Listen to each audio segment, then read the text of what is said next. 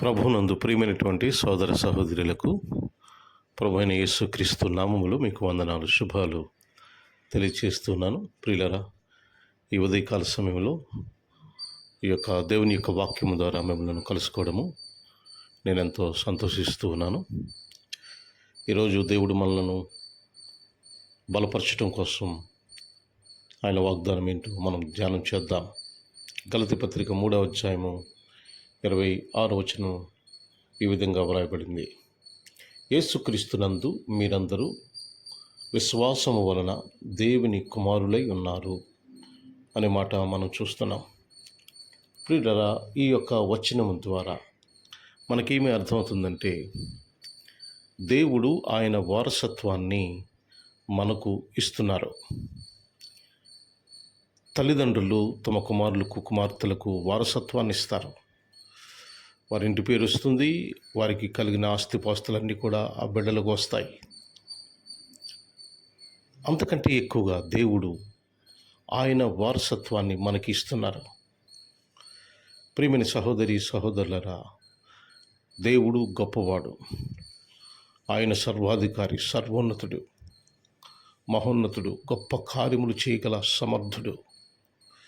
ఆ వారసత్వం అంతా కూడా దేవుడు మనకిస్తున్నాడు. కనుక మనము కూడా గొప్పవాళ్ళమే, మనము కూడా జ్ఞానవంతులమే.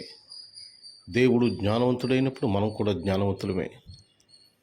దేవుడు గొప్ప కార్యములు చేస్తున్నప్పుడు మనం కూడా గొప్ప కార్యములు చేయగల వారసత్వాన్ని దేవుడు మనకిచ్చాడు.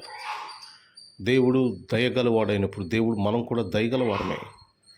దేవుడు అనేక గొప్ప గొప్ప రాజులకు రాజు, ప్రభువులకు ప్రభు అయినప్పుడు మనం కూడా రాజకుమారులమే, మనం కూడా రాజులమే. కనుక గమనించండి, దేవుడు తన వారసత్వాన్ని మనకి ఇస్తున్నాడు. కనుక ప్రియులరా, గమనించండి, ఈ రోజున ఎవరు కూడా మనమే తక్కువగా అంచనా వేయొద్దు. మనము తక్కువ వారమని, సమాజంలో గుర్తింపు లేని వారమని, మనము ఏమీ చేయలేమని, మనము ఏమి గొప్ప కార్యములు సాధించలేమని చాలామంది మానవ స్వభావముతో అనుకుంటూ ఉంటారు. కానీ దేవుడు వారసత్వాన్ని మనకిస్తున్నాడు కనుక ఆ దేవుడు గొప్పవాడైనప్పుడు మనం కూడా గొప్పవాళ్ళమే. ఎవరు కూడా తక్కువగా అంచనా వేయద్దు. మనం కూడా గొప్ప కార్యములు దేవుని కోసం, మన కోసం, సమాజం కోసం మనం చేయవలసిన అవసరం ఉన్నది. కనుక ప్రియులరా, దేవునికి ఉన్నటువంటి లక్షణాలన్నీ కూడా మనలో ఉన్నాయి. ఎందుకంటే ఆయన తన స్వరూపమందు తన పోలిక చొప్పున మనలను చేశాడు కనుక దేవుడు గొప్ప కార్యములు, జ్ఞానవంతుడు, ఈ సమాజాన్ని ప్రభావితం చేశాడు కనుక మనం కూడా ఆ విధంగా ఆ కార్యక్రమాలు మనము చేయాలి. కనుక ఎవరు కూడా తక్కువగా అంచనా వేయద్దు. ప్రతి వారు గొప్పవారే.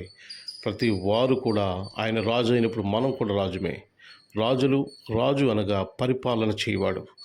మనం కూడా ఈ లోకాన్ని ఏలాలి. ఆదాము అవ్వలకు లోకాన్ని ఏలమని చెప్పాడు ఆయన.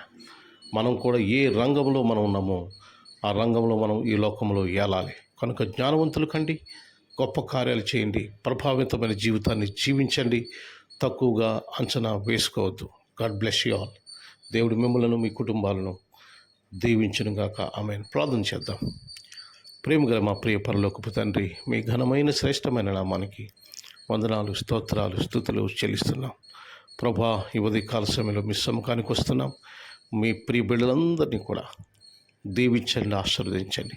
ఈ ఆడియో మెసేజ్ ఎవరైతే వింటున్నారో ప్రభా దేవా, వారందరికీ కూడా మీ కృప కాపుదల అందించమని, బలపరచమని, ఈ లోకంలో ఒక ప్రభావవంతమైన జీవితాన్ని జీవించడానికి సహాయం చేయమని కోరి ప్రార్థన చేస్తున్నాను. ఎవరైతే ఇబ్బందులు ఉన్నారో, ఇరుకుల్లో ఉన్నారో, కష్టాల్లో ఉన్నారో, నష్టాల్లో ఉన్నారో వారికి విడుదల దయచేయండి. ఎవరైతే ప్రభువా నిరాశ నిస్పృహలో ఉన్నారో వారికి నిరీక్షణ, ఓదార్పును దయచేయమని కోరుతున్నాను. ఎవరైతే భయంతో ఉన్నారో వారికి ధైర్యమునివ్వండి.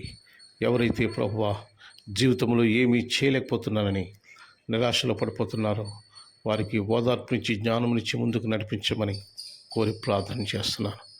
ఎవరైతే అనారోగ్య పరిస్థితిలో ఉన్నారో వారికి ప్రభువా గొప్ప ఆరోగ్యమునిమ్మని కోరి ప్రార్థన చేస్తున్నాను.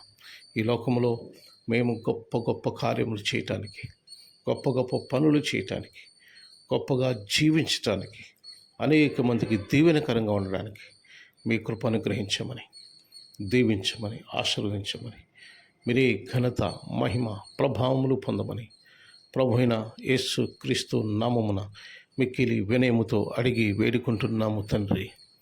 Amen, amen, amen. God bless you all. Have a good day.